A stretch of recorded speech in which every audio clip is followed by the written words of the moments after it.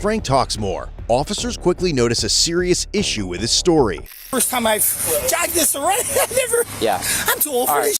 Were they like actively trying to get into the pool area or something? They walked in. They just they yanked the door and walked right in. Okay. And the one tall kid, he said, I'm 6. Tonight, what started as a routine disturbance call in Kenosha spirals into a tense, almost unbelievable standoff.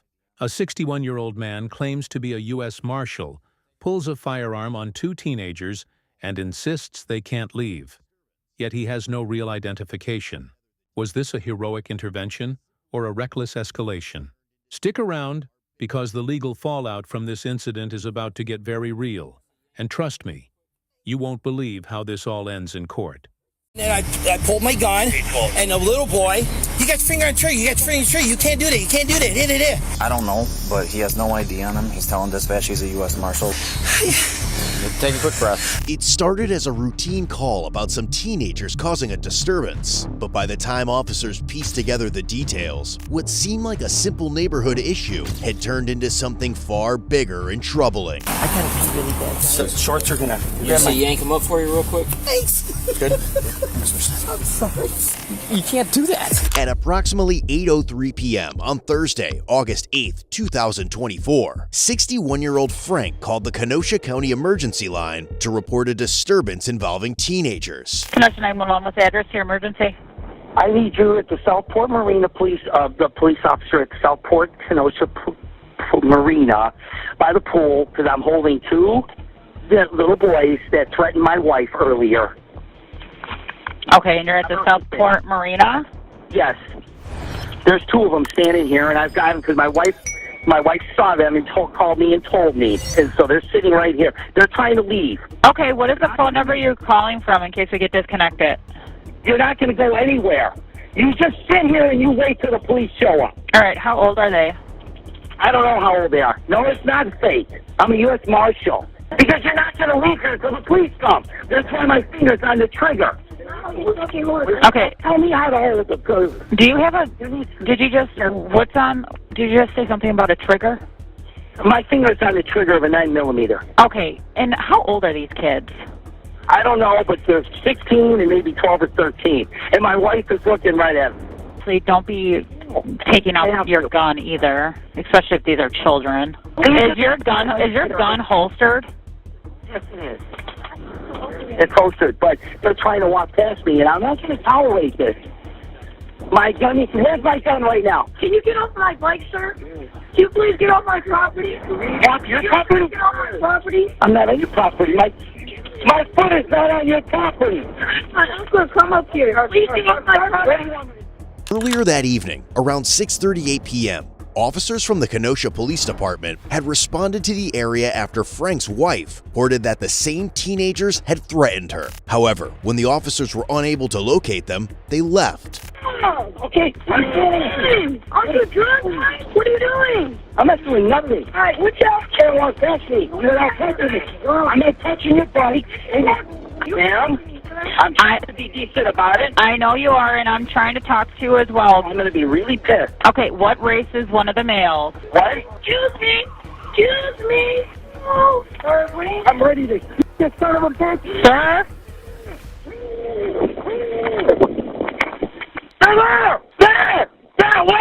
Now, as officers return to the area, Frank has much more to share about the incident. What's going on, man? My wife earlier was at the pool with my grandson. He's only 10.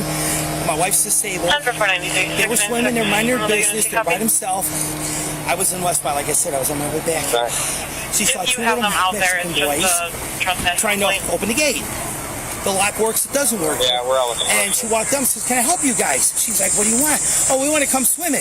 "No, this pool is private to marine use only." "You racist bitch." So she calls me. I'm darting down here.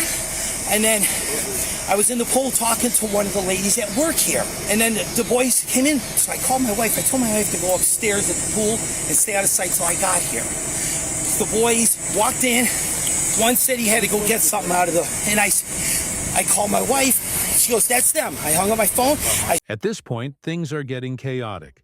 Frank admits he pulled a gun on a 16-year-old after what he claims was a verbal threat. But here's the kicker. He's bluffing about being a U.S. Marshal, and there's no clear immediate danger. From a legal standpoint, this is where we start talking about impersonating an officer, recklessly endangering safety, and even false imprisonment. Audience, ask yourself, if you were a police officer arriving at this scene, how would you handle it? Frank's actions may have been intended to protect, but in reality, he's created a highly volatile situation that could have gone terribly wrong. Stood at the door. I said, "You're the one that called my wife a racist." No, we didn't. I said, because my wife just told me this. So I stood there in the doorway. I was standing there trying to block. Get off my property. Get off my and finally it's like, what do I do? They just slowly pushed me and forced their way through. So they're calling her names, and then they went around the pool, around the marina area there. There's a dumpster on the back, far back side. They tried to go through over that. Okay. They're pushing their way, and I'm like, what do I do? So I was chasing them down the walkway. And that's when two of you guys showed up at those, and I'm like this down the walkway, and they just tootled off real slow. And you guys, I know you couldn't get through because the damn gates are down. Yeah. Okay. So take a quick breath. I got it. As you can't do nothing to me. Oh yeah, I can. If you want. I was getting so pissed. And then I pulled my gun, and the little boy, about this tall, he was 16, he's about my height, your height. I pulled my gun, you got your finger on the trigger, you can't do that, you can't do that. So I put it back in the holster, and it wouldn't have done any good anyway because the clip was not in. So anyway. How about we keep our hand off that right? Oh, sorry. I'm sorry. And then I was fine. I put it back in, and I stood there like this, trying to, and he started pushing his way. Get off my property, get off my property. He was telling you to get off his property? Yeah, his bike was hitting my foot and leg. And he's telling me, get off my property. I wasn't on it. He was on me, pushing the bike through me. These kids threaten? They threatened her. What'd they say? Well, when she walked up there and said, you guys can't come in the pool, this is a private pool with me. You're a racist bitch. Okay. She would be able to tell you more. I got the bits and pieces on the phone as I'm driving back here, listening to her speak. Sure. I know. They came down this, and they weren't speeding on their bikes. They weren't speeding. They were just riding along.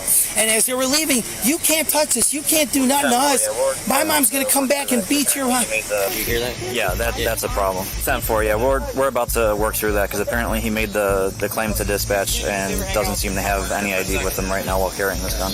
Okay. Can you do me a favor, hang out with my partner here for a second? What's going on? What's this on him? Okay. Is he supposed to be carrying?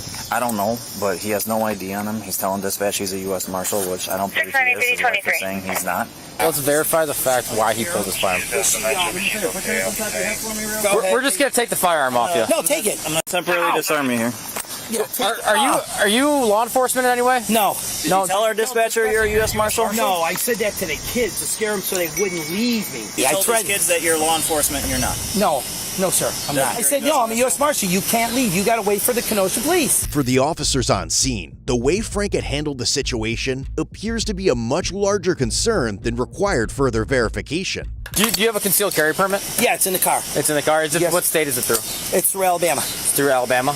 Okay. Yeah, it's a lifetime pistol carry concealed weapon. Okay. So yes, I do have one. Okay. Just want to verify that's clear for me.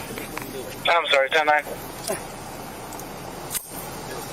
You see if the wife will grab his CCW so we verify that. Yeah, we have some issues here. There's some major issues. Let's verify how and why he pulled his firearm and in what manner he was utilizing it. We're probably going to have to pull some video from that area over there because he's stating that these kids threatened his wife, but all he's saying is that they called her racist. And that's Which is what the call notes say. Which that's all it says. So I think Diaz is with the wife right now. We have to verify what exactly these kids said to her in order to make him pull his firearm, right? And is Alabama even a valid TCW here? No. Just said go back and listen. At this point, things are getting chaotic. Frank admits he pulled a gun on a 16-year-old after what he claims was a verbal threat. But here's the kicker. He's bluffing about being a U.S. Marshal, and there's no clear immediate danger. From a legal standpoint, this is where we start talking about impersonating an officer, recklessly endangering safety, and even false imprisonment. Audience, ask yourself, if you were a police officer arriving at this scene, how would you handle it? Frank's actions may have been intended to protect, but in reality, he's created a highly volatile situation that could have gone terribly wrong. Someone call him right now and just he claims he's just interested in see what. I'm gonna call him right now. You're taking care of that? Yeah. He's calling up the dispatch. You're calling him out? Yeah. With more information emerging, the case begins to take a different turn. Hey, who took the call for this call on 3rd Ave? Okay, what we're trying to clarify, did he tell you that he was a U.S. Marshal? All right, yeah, now we have a whole another set of issues, so. Yeah. So he pulled a gun on 2 kids for trespassing at a pool. Yes. And claimed to be a law enforcement officer. Yes. Yeah, he going. Yeah. You talked to the wife on this? Yep. What is she claiming these threats were to her? Just a threat. This was not new. This was recent when I came out earlier. They had threatened that they were going to bring their mom to fight her and beat her up. And then they called her a racist. Okay, but they did not, in fact, bring anyone to beat her up? Nope. They just came back and she got upset and so she called again. Yeah, we'll probably need to see if we can get video footage and reference this as well. When officers regroup, they realize the case is much bigger than they first thought. You don't have any idea on you at all? It's in the car. It's by the pool. Okay. Where's your CCW? Alabama. The only state it doesn't cover is Illinois. Say, I just forgot my driver's license at home, but I have one, and we can verify. Oh yeah, you do. It's valid. We could still give them a ticket for not having the driver's license out. Same with CCW, but in this case, that might be more. This is way bigger. Officers bring their lead up to speed, and their discussion makes the next steps abundantly clear. Oh, so we have a CCW violation then too. Okay, cool.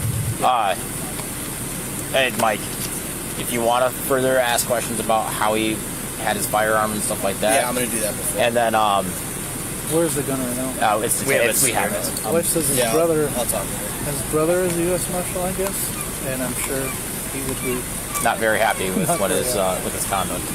At what point did the gun come into play? With this? I was standing there. I said, "You guys are not leaving." Okay. Oh, yes, we are. We're going to leave. I said, "No, you're not." I pulled it out. I went like this. How did you? What do you mean? Right here, like this. I pulled it out, and I pulled it out, and I had my finger there. And then he's yelling while I'm talking to the lady. It was pointed down here. So it was pointed at one of them? Yeah, it was pointed down, though. I didn't point it at him. I was pointing like this. Okay. So if it wouldn't have gone off anyway. Like I said, the clip wasn't locked in anyway, so it would have done it. But I wasn't going to shoot him anyway. I wanted to scare him to stay there so you guys could get him. Sure. That was the only thing I wanted to do. And it just kept going worse. Okay. And then like false imprisonment almost. Like, he doesn't understand the gravity of what just happened. I mean, there's no point he says his wife was threatened, right? Or anything. No, that's what Mike's double checking with right now, but I don't think so. And finally, as they receive confirmation on the last detail, it becomes clear that Frank pretty much screwed himself over, and the incident comes to a close. He just said he goes like this, pulls it out, and is like this at the kid. So you pointed at him, and he's like, well, no, it was kind of like down with his finger on the trigger. So you could probably argue. You could argue aiming and pointing. Yeah. But the problem is we don't have a proper witness. If there's video of it. Yeah. I mean, just because we can't find them doesn't... It doesn't mean it's not still a crime. Yeah. Right. Okay. All right. You're going to be under arrest right now. Yep. Well, can you... No, that's fine. Well, my wife needs to, We'll make sure she gets... Why? Can I ask why? Yeah, right now your charges are impersonating a police officer, DC while armed, and we're going to work out the rest. You could potentially be charged with aiming and pointing or recklessly endangering safety. Okay. Also, it's a CCW violation. Alabama is saying that you're... Well, yeah, my wife, somebody called, that's why I'm worried. Okay. Alabama says your CCW is expired. No, it's not. That's what they're saying. Is your CCW permit in your car? Yes, it's in my wallet. Okay. When you open my wallet, it's the first thing right there. Okay. Do we have permission to do that? Yeah, give the keys to my wife and she'll get my wallet careful, no problem. Or you can go with her, yeah. All right. I will go do that, okay? Now, what do I have to do? Am I signing myself out when we get this over? Frank, we're going to go right here, okay? We'll explain. I gotta pee really bad, guys. 701 PD. I don't want to be mean or rude, because it's not going to hold much longer. You want to search on them? Go ahead. You guys got everything. You got the phone. You got the keys. There's nothing else on me. Ow, I'm getting bit. With you being in custody, do you want us to advise you of your rights, and do you want to make a statement? I've said everything I said already with... Well, I understand that. Do you want somebody to Mirandize you, fully advise you of your rights, and do you wish to make a statement now that you're in custody? No, that's okay. I understand what's going on. All right. Correction, I don't want to be rude, but my DA please. shorts are going to... Can I... You see yank them up for you real quick? Thanks. Good. I'm sorry. You can't do that. What is going on? All right, the phone will go with you, okay? All the keys and stuff will go to your wife, I can't slide back or my shorts are going to fall off. I'm sorry. You okay? Oh, you're gonna have to get in there. I'm working on it, the seat. Got my foot. All right, let's I can't. go get that CCW and wallet. Slide your butt back straight. I understand. Don't put your back I towards need the rotators. backrest. I hope my rotators are broken. Okay. I'm trying to. Yep. You can sit like that. Yep. Sorry. You're all right. Oh, you're okay, dude. Person. You're okay. For this incident, Frank was charged with felony, impersonating a peace officer to aid in the commission of a crime, false imprisonment, and misdemeanor, intentionally point a firearm at a person, and disorderly conduct. He was eventually released on a $1,000 cash bond. About 2 months later, Frank pleaded guilty to impersonating a peace officer. The remaining 3 charges were dismissed, but read in. Ultimately, Frank was sentenced to 90 days in the Kenosha County Jail and ordered